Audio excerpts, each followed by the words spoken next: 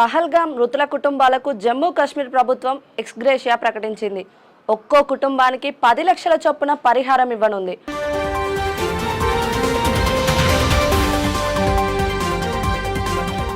ఉగ్రదాడుల్లో గాయపడిన వారికి 1 లక్ష చొప్పున సాయం ప్రకటించింది జమ్మూ కాశ్మీర్ ప్రభుత్వం. మంగళవారం పహల్గామ్లో జరిగిన దాడిలో 2 విదేశీయులతో సహా మొత్తం 28 మంది ప్రాణాలు కోల్పోయారు. ఉగ్రదాడుల నేపథ్యంలో ప్రస్తుతం కాశ్మీర్లో హైటెన్షన్ వాతావరణం నెలకొంది. ఘటనపై అప్రమత్తమైన భద్రతా దళాలు ఉగ్రవాదుల కోసం జల్లెడ పడుతున్నారు.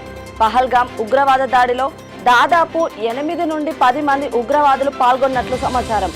5 నుండి 7 మంది ఉగ్రవాదులు పాకిస్తాన్కు చెందిన వారని అనుమానిస్తున్నట్లు తెలుస్తోంది. ఉగ్రదాడిపై హోంమంత్రి అమిత్ షా తీవ్ర దిగ్భ్రాంతి వ్యక్తం చేశారు.